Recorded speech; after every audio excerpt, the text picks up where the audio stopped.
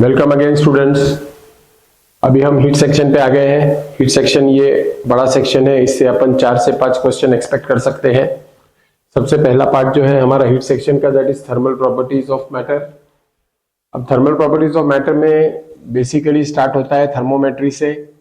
Thermometry के अंदर अपने को अलग अलग स्केल्स ऑफ टेम्परेचर मिल जाएंगे, जैसे डिग्री सेल्सियस है, डिग्री फ़ारेनहीट है, केल्विन। केल्विन ये हमारा स्टैंडर्ड यूनिट है, एसआई सिस्टम का फंडामेंटल यूनिट भी है।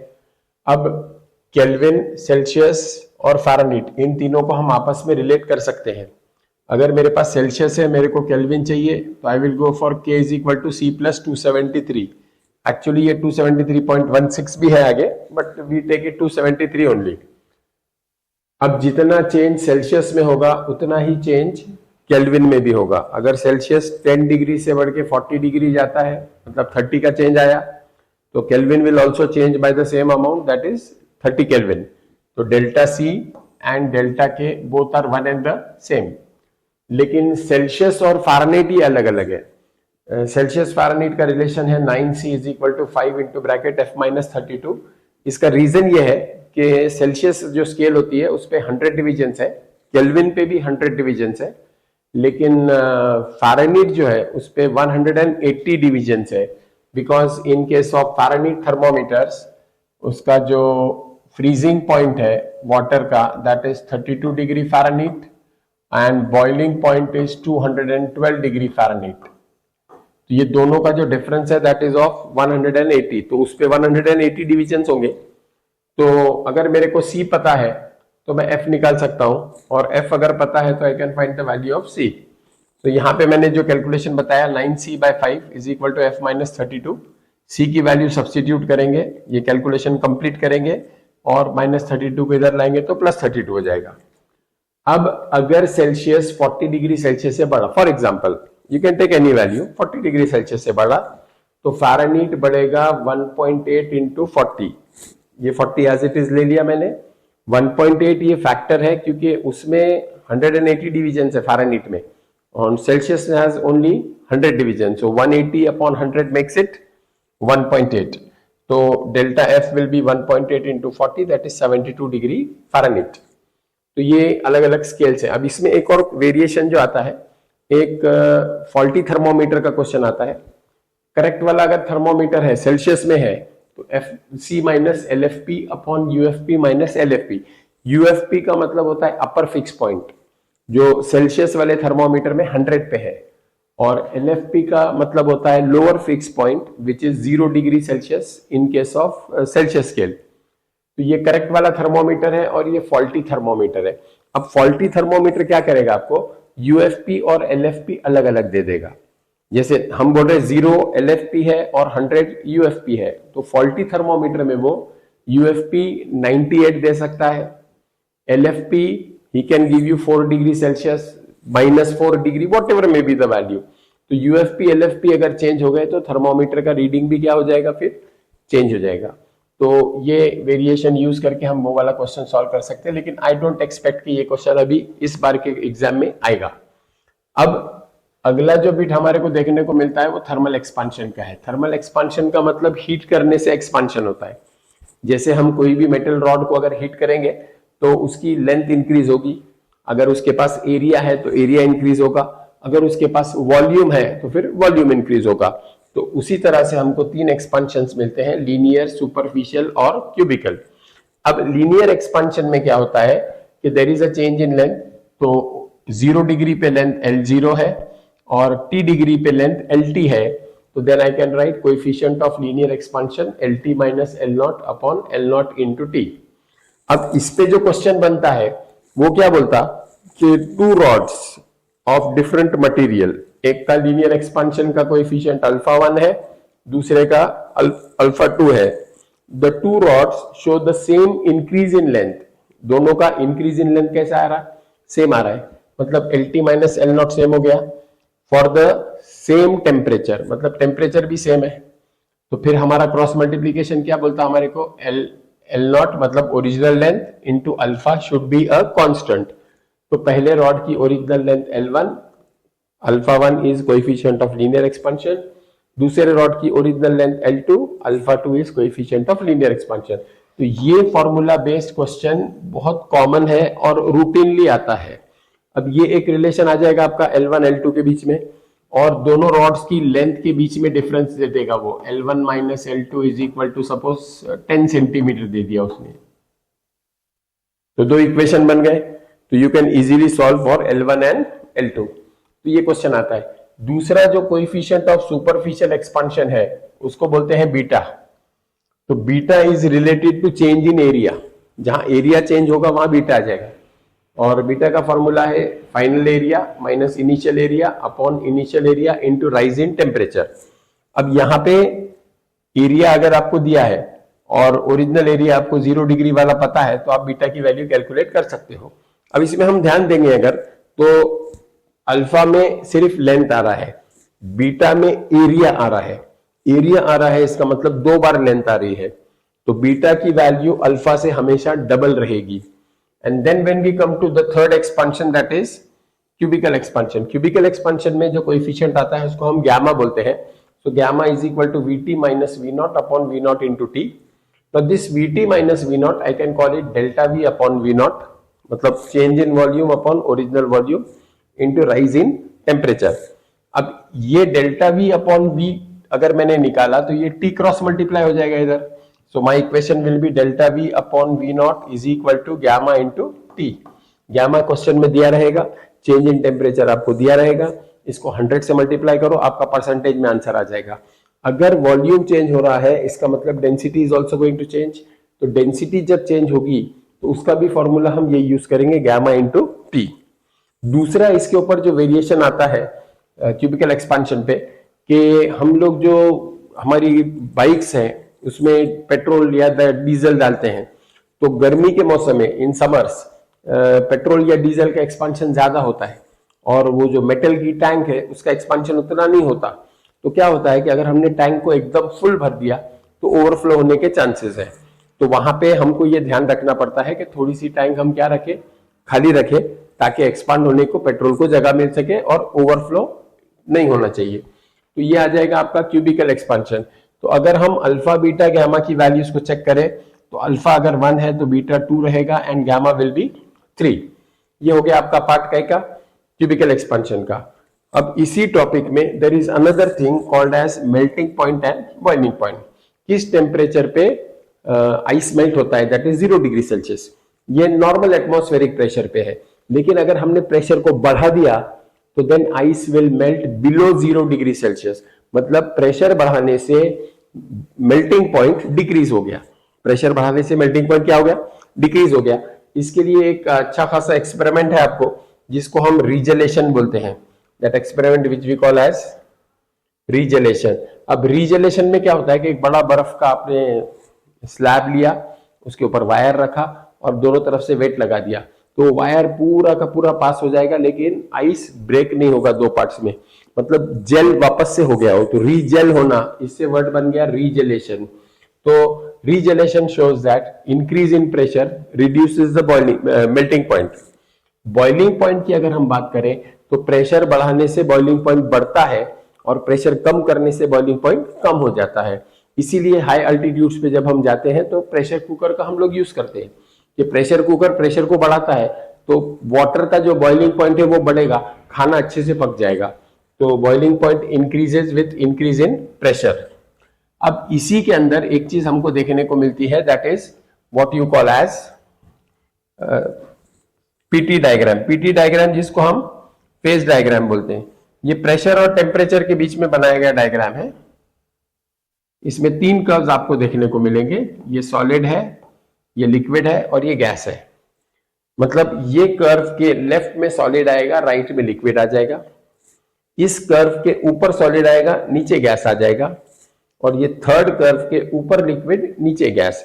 मतलब ये जो है आपका, ये सॉलिड कन्वर्टिंग इनटू लिक्विड वाला फेज है, ये सॉलिड कन्वर्टिंग इनटू गैस वाला पार्ट है, और लिक्विड कन्वर्टिंग इनटू गैस ये वाला कर्व बता रहा है आपको। तो अगर मैंने इस पॉइंट को ए बोला तो फिर ए बी ये आपका फ्यूजन लाइन है, मतलब मेल्टिंग पॉइंट लाइन है। ए से लेके ये डी अगर मैंने बोला तो ये आपका सब्लिमेशन है, सॉलिड से डायरेक्ट गैस में जा रहा है। अब ये तीनों कर्व्स एक ही जगह पे मिलते हैं, उसको ट्रिपल पॉइंट बोलते हैं। क्या बोलते हैं उसको? Triple point. At triple point the temperature is 273.16 kelvin और इट इज 0 डिग्री सेल्सियस। और उसी पॉइंट पे जो प्रेशर है दैट इज 0.006 एटमॉस्फेयर। प्रेशर कितना है उसी पॉइंट पे? तो नॉर्मल सिचुएशन में आपको देखने को नहीं मिलेगा ये ट्रिपल पॉइंट, ये स्पेसिफिक कंडीशन में ही देखने को मिलेगा। अब अगर ये जो वेपोराइजेशन कर्व है इसको हम ऊपर तक लेके जाते हैं तो यहां पे आके हमको एक पॉइंट मिलता है जिसको हम सी बोल रहे हैं, दैट इज क्रिटिकल पॉइंट। यहां पे टेम्परेचर हो जाएगा 374 डिग्री सेल्सियस और प्रेशर हो जाएगा 217 atmosphere. Very high pressure, very high temperature, इसको बोलते हैं सुपर हीटेड लिक्विड। इस टेम्परेचर पे प्रेशर बढ़ा के हम लिक्विड को क्या कर रहे हैं? हाई टेम्परेचर तक हीट कर रहे हैं। Such a liquid is called as a superheated liquid. तो ये आपका हो गया फेज डायग्राम। अब फेज डायग्राम समझ में अगर आ गया तो फिर then we can move on to the last part of this section, that is called calorimetry. Calorimetry का मतलब होता है मेजरमेंट ऑफ हीट। हीट को हम क्या कर रहे हैं? इसके अंदर मेजर कर रहे हैं। अब हीट, कोई भी बॉडी कितनी हीट लेती है that is given by mCT। ये Q को बोलते हैं, this Q is called heat capacity. Q is called heat capacity and C is called specific heat capacity. तो heat capacity mass पे डिपेंड करती है लेकिन specific heat capacity does not depend on the mass. ये important point है, assertion reason के हिसाब से आप ध्यान में रखिए। अब अगर मैंने आइसोथर्मल प्रोसेस कंसीडर किया तो चेंज इन टेम्परेचर तो होगा नहीं, तो T is 0, इसका मतलब T 0 है, ये 0 डिनोमिनेटर में जाएगा तो स्पेसिफिक हीट आ जाएगी इनफाइनाइट। कितनी आ जाएगी? इनफाइनाइट। और अगर मैंने एडियाबैटिक प्रोसेस कंसीडर किया तो देन Q is 0, Q 0 हो गया, इसका मतलब C की वैल्यू 0 हो गई। तो स्पेसिफिक हीट कैपेसिटी की वैल्यू 0 से लेके कहां तक चलेगी? अपनी इंफिनिटी तक चलेगी। लेकिन अगर स्टेट चेंज हो रहा है तो फिर टेम्परेचर चेंज नहीं होता। During change of state there is no change in temperature. Heat तो हम सप्लाई कर रहे हैं, so that heat is given by Q is equal to m into L। तो ये change of state isothermal process है। चेंज ऑफ स्टेट ये कैसा प्रोसेस है? आइसोथर्मल प्रोसेस है। तो वहां पे हीट कैलकुलेट करना है तो m मास है और L लेटेंट हीट है। L क्या है वहां पे? Latent heat. दो लेटेंट हीट हमको पता है, एक latent heat of fusion of ice, दूसरी latent heat of vaporisation of water, that is 80 calorie per gram and 540 calorie per ग्राम। अब इस केस में क्या होता है कि जो क्वेश्चन बनता है कि मेरे पास सपोज 20 ग्राम वाटर है जिसका टेम्परेचर है 10 डिग्री सेल्सियस, उसमें मैंने 40 ग्राम आइस डाल दिया जिसका टेम्परेचर है 0 डिग्री सेल्सियस। अब 0 डिग्री वाला आइस जब तक पूरा का पूरा पानी में कन्वर्ट नहीं होगा ये मिक्सचर का टेम्परेचर इंक्रीज नहीं होगा। तो यहाँ पे आइस को मेल्ट होने के लिए कितनी हीट लग रही? 40 मास है, लेटेंट हीट 80 है, 3200 कैलोरी लग जाएगी। और पानी कितनी हीट दे सकता है? क्योंकि आइस को जो हीट मिलेगी वो पानी से मिलेगी, तो पानी कितनी हीट दे सकता है? 20 into 1। इसका टेम्परेचर 10 था, 10 से कम हो गया, ये 0 तक जाएगा। तो change in temperature is 10 minus 0 that is 10। तो आइस कितनी हीट सप्लाई कर रहा? 200। आइस को वाटर सप्लाई कर रहा 200, आइस को कितनी चाहिए? 3200। तो पूरा आइस मेल्ट होगा क्या? नहीं होगा। इसका मतलब temperature of the mixture will remain at 0 degree Celsius. Mixture का टेम्परेचर काय पे स्टेबल रहेगा? 0 डिग्री सेल्सियस पे। अब कुछ ना कुछ आइस मेल्ट होगा। 40 ग्राम में से 200 कैलोरी मिलने के बाद 200 upon 80 that is 2.5 gram ice melt होगा। 40 में से 2.5 मेल्ट हो गया, 37.5 रिमेन्स एज इट इज। तो ये एक क्वेश्चन बनता है। तो मेरा मानना यह है कि ये वाला एक पार्ट आएगा आपको, दैट इज ये वाला alpha 1 L1 is equal to alpha 2 L2। Thermometer में फॉल्टी थर्मोमीटर वाला आ सकता है, अल्फा बीटा गैमा का रिलेशन आ सकता है और परसेंटेज चेंज इन डेंसिटी आ सकता है। That part can be asked, that is percentage change in density. तो ये सारा का सारा सेक्शन आ जाता है काय के अंदर? कैलोरीमेट्री के अंदर। अब इसके अंदर जो नेक्स्ट पार्ट आता है अपना, that is kinetic theory of gases.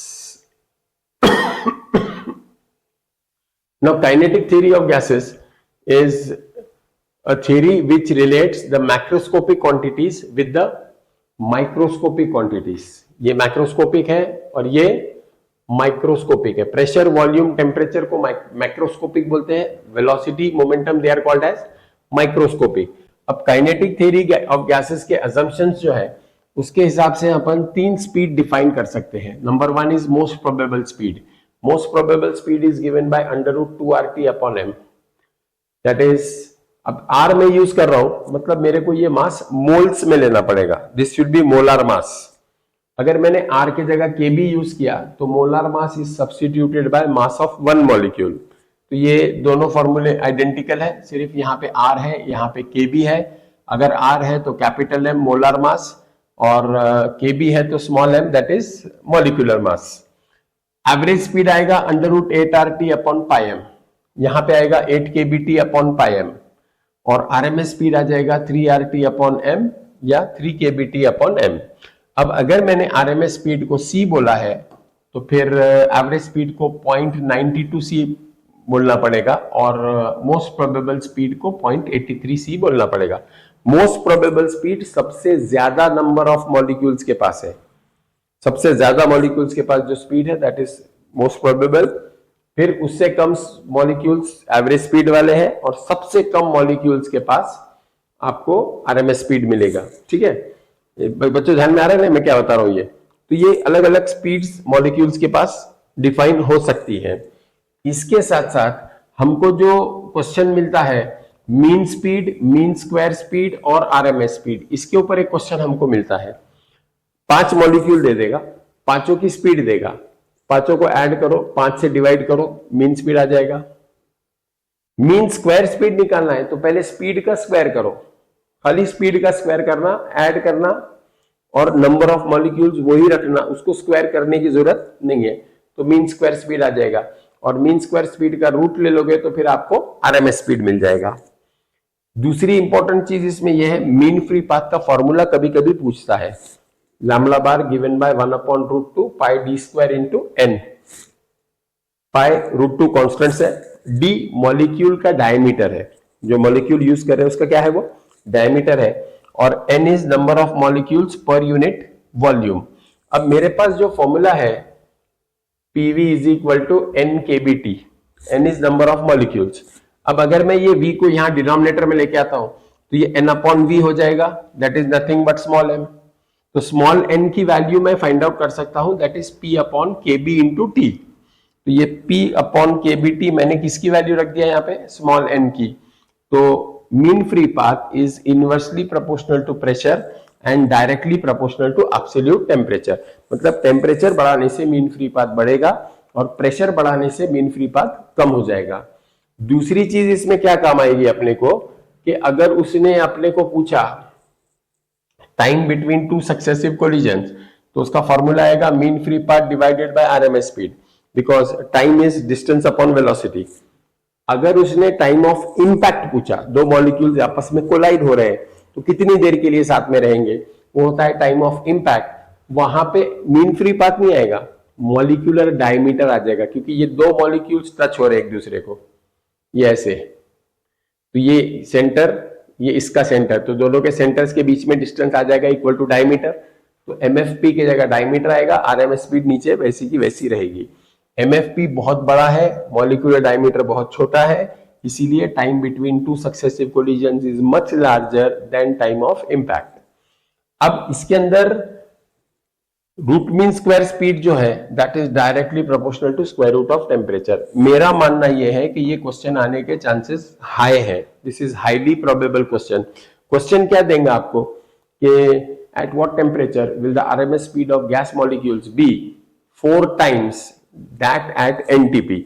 NTP का टेम्परेचर हम 273 केल्विन लेते हैं, ध्यान में रखो, हमारे पास एनटीपी एसटीपी 273 केल्विन ही लेते हैं। तो यहाँ पे टेम्परेचर 273 से एनटीपी की स्पीड मिलेगी, और हाइयर टेम्परेचर वो आपको पूछ रहा है, दोनों वेलोसिटीज के बीच में रिलेशन दे रहा है, तो C bar at higher temperature upon C bar at NTP is equal to √T/273। Under root निकालना है, दोनों साइड अपन क्या करेंगे, स्क्वायर करेंगे। 4 टाइम्स का रिलेशन है, 4 का स्क्वायर 16 इंटू क्रॉस मल्टीप्लाई में 273 चला जाएगा। इसका मतलब आपका आंसर आ गया, ये केल्विन में आया।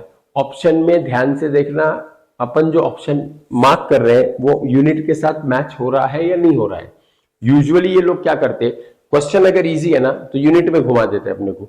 अब आंसर वो देगा, सपोज आपका 4 बोला ना मैंने, 4 का square 16 into 273, 16 3 is 48, carry 4, 16 7 is 112, 116 carry 11, 16 2 is 32, 43, 4368। ये केल्विन में आया है, वो क्या करेगा 4368 तो देगा लेकिन साथ में डिग्री सेल्सियस लगा देगा। अब गड़बड़ में अगर हमने नहीं देखा तो आया हुआ क्वेश्चन हमारा गलत हो जाएगा। इसमें से 273 माइनस जब करेंगे तो फिर आंसर डिग्री सेल्सियस में आ जाएगा। तो ये एक क्वेश्चन आ सकता है। Pressure exerted by the gas that is given by 1/3 rho c bar square। रो बोले तो density of the gas, c बार उसकी RMS वेलोसिटी है। अगर मॉलिक्यूल्स मूव कर रहे हैं तो उनके पास काइनेटिक एनर्जी आएगी, तो उसको बोलते हैं average kinetic energy of translation that is given by F/2 mu RT। F मतलब number of degrees of freedom.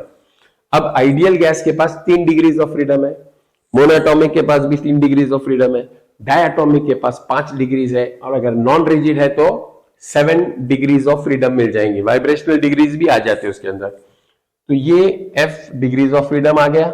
अब हाइड्रोजन डायटॉमिक है, हीलियम मोनोएटॉमिक है, आर्गॉन मोनोएटॉमिक है, ऑक्सीजन डायटॉमिक है। तो गैस देख के F की वैल्यू हम डिसाइड कर सकते हैं। Mu is number of moles.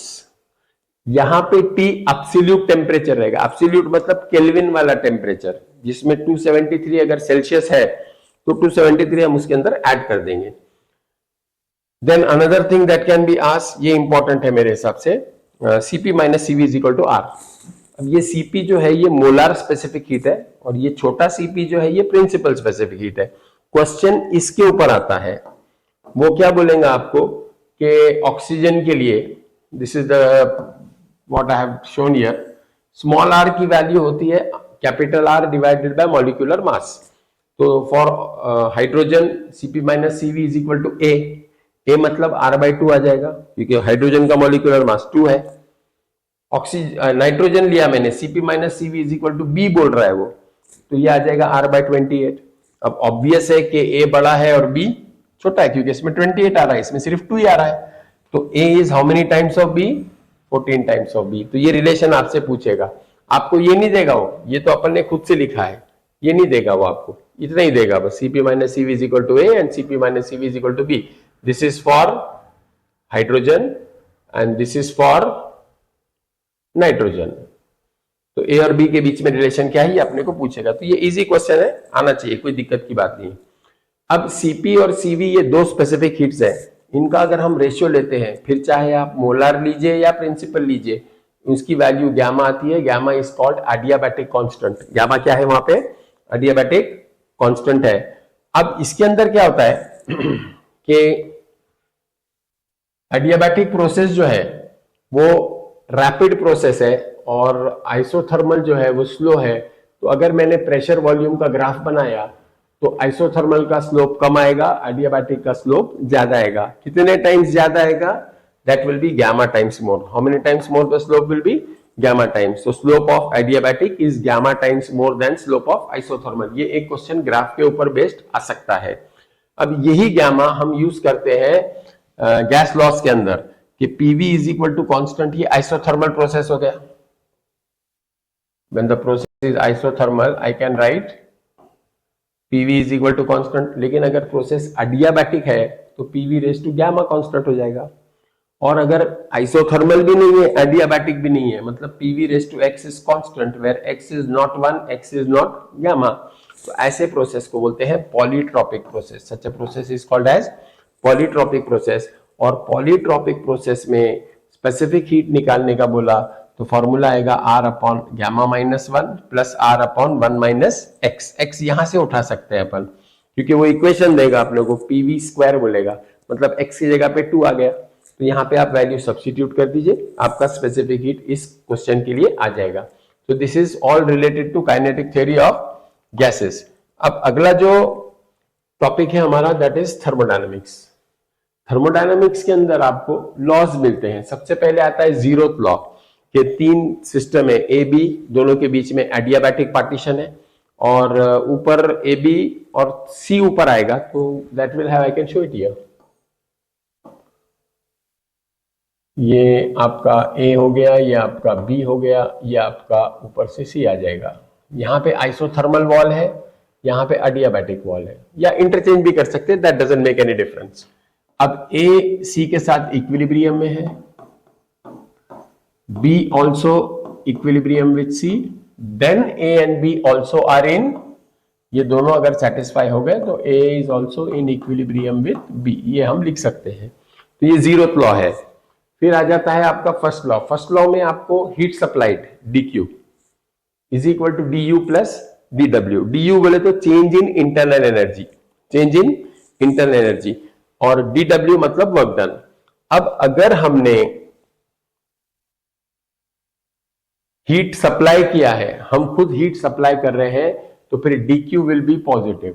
When I am supplying the heat then dq will be positive. यहां लिखा है, देखिए dq पॉजिटिव है अगर हीट सप्लाई हो रही है, और अगर सिस्टम हीट दे रहा है तो dq will B negative. du ये स्टेट फंक्शन है। स्टेट फंक्शन का मतलब क्या होता है, हम a से b जा रहे हैं, ये रास्ते से जा रहे हैं, दिस इज पाथ नंबर 1। फिर a से b इसी रास्ते से जा रहे हैं, लेकिन पाथ अलग है। तो दोनों पाथ अलग अलग है, लेकिन स्टेट सेम है। a स्टेट से निकल के कहां गया, b स्टेट पे गया। इसका मतलब अगर स्टेट सेम है तो du की वैल्यू चेंज नहीं होगी, change in internal energy will be 0। और अगर आइसोथर्मल प्रोसेस है तो भी change in internal energy will be 0। Cyclic process है तो भी change in internal energy will be 0। जैसे कि ये वाला प्रोसेस है, यहां से निकले, यहां गए, यहां आ गए, ये साइक्लिक प्रोसेस हो गया। Excuse me. तो साइक्लिक प्रोसेस में भी du की वैल्यू क्या आ जाएगी, अपनी इक्वल टू 0 आ जाएगी। तो du का साइन कन्वेंशन समझ में आ गया। अब dw जो होता है वर्क डन, उसका फॉर्मूला है pdv। अगर सिस्टम ने वर्क डन किया मतलब एक्सपांशन हुआ, सिस्टम ने वर्क डन किया मतलब एक्सपांशन हुआ, तो dw पॉजिटिव ले लेंगे। वर्क डन कैसा ले लेंगे, पॉजिटिव। और अगर हमने सिस्टम पे वर्क डन किया तो फिर कंप्रेशन हुआ, और dw की वैल्यू फिर क्या आएगी, इस केस में नेगेटिव आ जाएगी।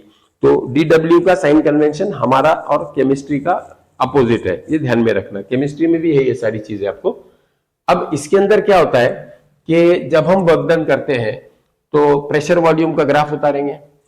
प्रेशर कांस्टेंट है तो ये ग्राफ के नीचे जितना एरिया आएगा एक्स एक्सिस के साथ, that is work done, that area is the work done. तो आपको दिख रहा होगा ये ग्राफ के नीचे एरिया सबसे ज्यादा आएगा। ये ग्राफ अगर मैंने लिया तो ये आइसोबारिक प्रोसेस है। आइसोथर्मल ये कर्व आएगा, आइसोथर्मल के नीचे एरिया आइसोबारिक से कम आएगा, और सबसे कम एरिया किसके नीचे आएगा, अडियाबैटिक के नीचे आएगा।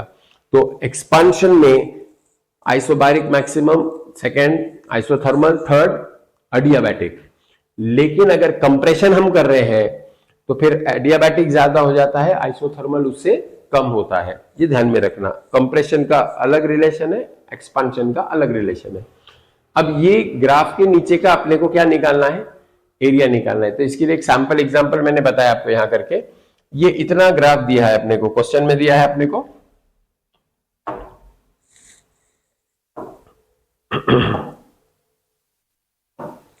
ठीक है, इसको कलर चेंज कर लेते हैं। ये वाला पार्ट भी दिया है क्वेश्चन में अपने को, बस इतना ही।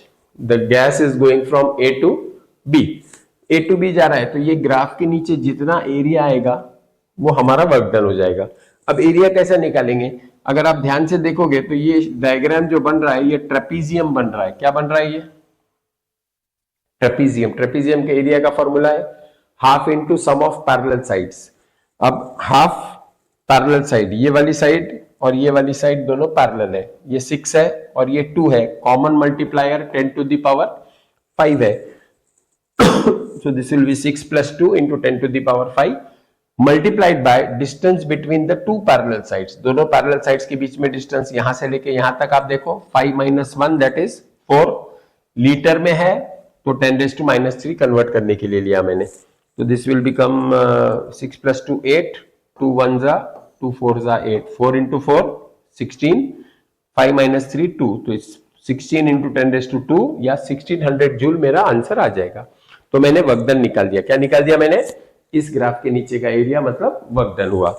अब अगर हम साइक्लिक प्रोसेस की बात करेंगे तो साइक्लिक प्रोसेस में वो जो ट्राइंगल बन रहा है या अगर सर्कल बन रहा है तो इसके अंदर जो भी एरिया आएगा that will be the work done. Circle का एरिया पाई आर स्क्वायर होता है। अब क्योंकि यहाँ पे एक्स एक्सिस और वाई एक्सिस दोनों एक्सिस यूज हो रहे हैं, यहाँ पे रेडियस अलग आएगा, r1 आएगा अलोंग y एक्सिस और r2 आएगा अलोंग x एक्सिस। तो ये पूरा अगर सर्कल बन रहा है तो it will be pi r1 r2। आधा सर्कल बन रहा है तो पाई r1 r2 अपॉन 2।